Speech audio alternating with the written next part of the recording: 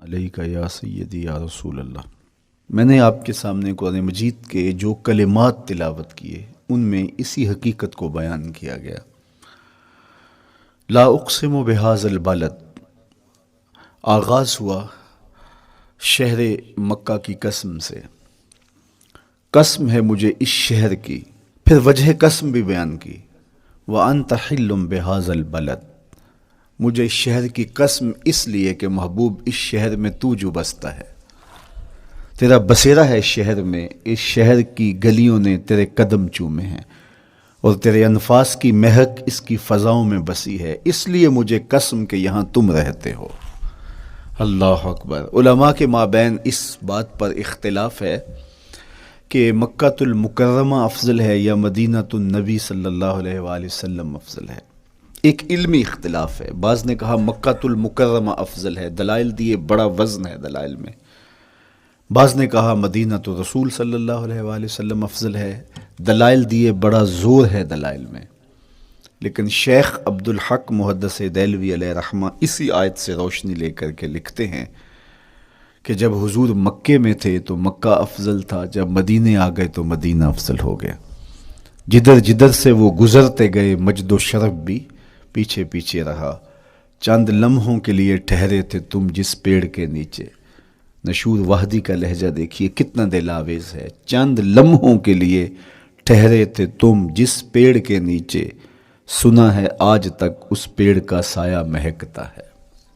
تو مکے میں ہیں تو مکہ افضل، مدینے میں ہیں تو مدینہ افضل۔ تو شرف ان کے وجود مسعود سے ہے، وہ جدھر جدھر سے گزرتے جائیں گے وہاں وہاں ہی نور پھیلتا چلا جائے گا۔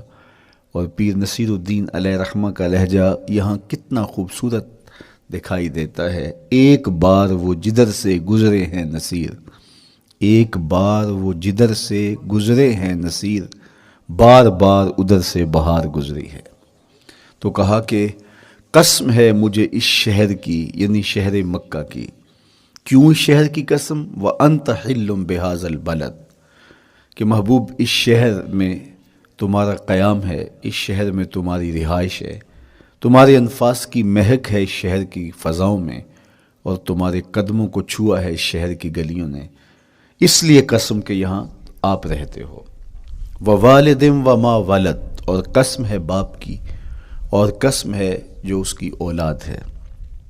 والد سے مراد کیا ہے اور ما ولد سے مراد کیا ہے؟ تو اس کے بارے میں ایک قول یہ ہے کہ والد سے مراد حضرت ابراہیم علیہ السلام ہے، اور ما ولد سے مراد حضور علیہ السلام جو ان کے فرزند ہیں۔ ایک قول کہ والد سے مراد حضرت آدم علیہ السلام ہیں، اور ما ولد سے مراد ان کی ساری ذریت اور نسل ہے۔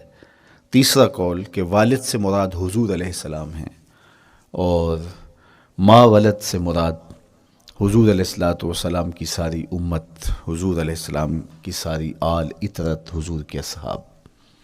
لیکن علماء نے پہلے قول کو ترجیح دی کہ مکہ المکرمہ کی قسم کی گئی تو پھر مناسبت بنتی ہے کہ حضرت ابراہیم کا ذکر بھی ہو، تو اس لیے والد سے مراد حضرت ابراہیم ہیں، اور ما ولد سے مراد حضور علیہ السلام کی ذات ستودہ صفات ہے۔ تو تین چیزیں ہوئیں جن کی قسم کی گئی۔ سب سے پہلے شہر مکہ کی قسم کی گئی، پھر حضرت ابراہیم علیہ السلام کی قسم کی گئی، اس کے بعد حضور علیہ السلام کے مبارک وجود کی قسم کی گئی۔ تین قسمیں کر کے کہا کیا گیا، چونکہ جو خالی ذہن شخص ہو، جب اس کو کوئی بات بیان کی جائے تو قسم سے آغاز نہیں کیا جاتا۔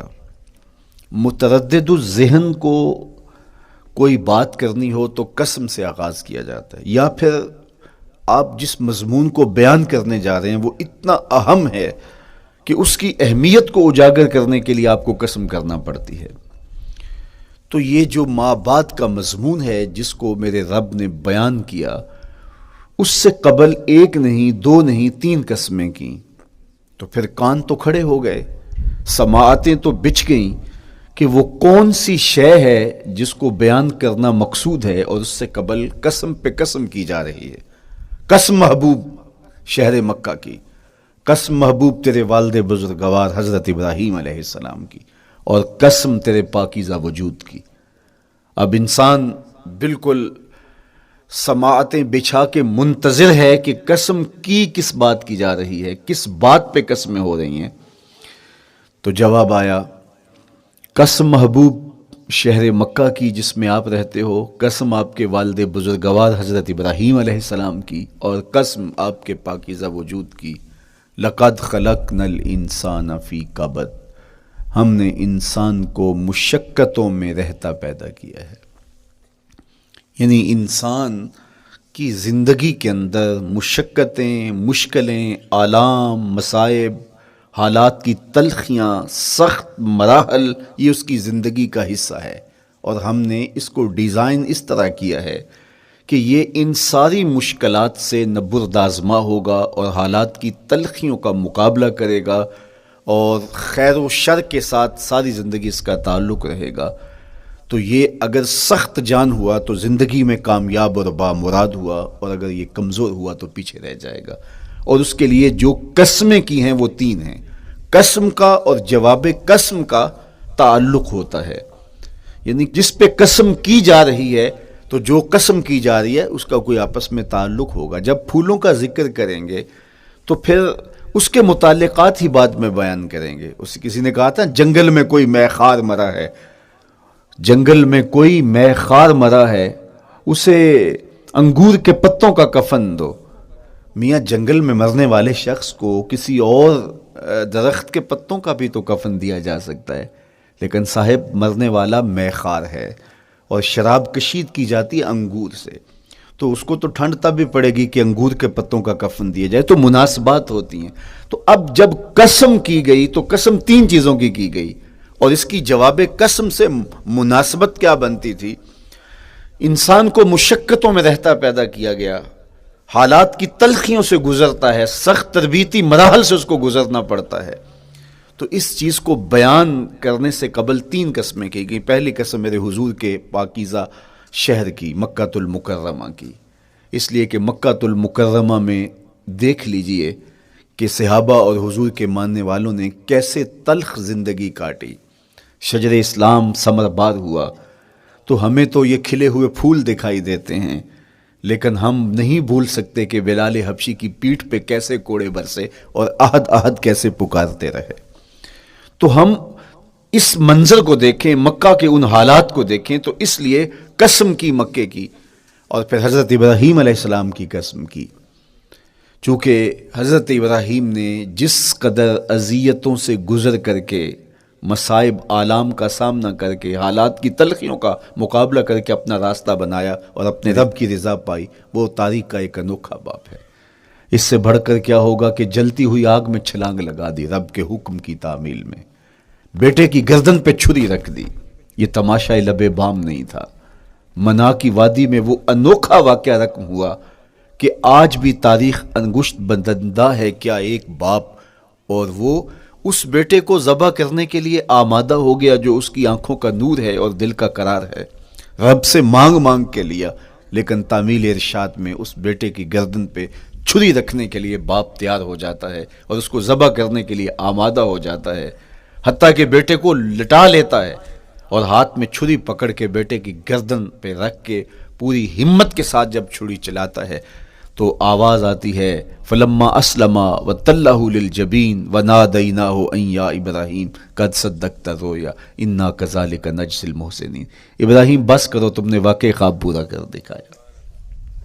اپنی بیوی کو، اپنے نو مولود بچے کو وادی غیر ذی زرع میں چھوڑ آنا، جہاں کچھ بھی میسر نہیں تھا، یہاں آپ کو آپ کے ماں باپ چھوڑ کے جاتے ہیں، ایک خوبصورت آسودہ ماحول ہے، اور آپ کو جس مقصد کے لیے چھوڑ کے جا رہے ہیں تو وہ مقصد بھی آپ کے اور ان کے پیش نظر ہے، لیکن اس کے باوجود بھی جو ہے وہ آنکھیں نم ہو جاتی ہوں گی کہ ہم اپنی اولاد کو یہاں چھوڑ کے جا رہے ہیں، جبکہ ایک محفوظ پناہ گاہ میں آپ کو چھوڑ کے گئے۔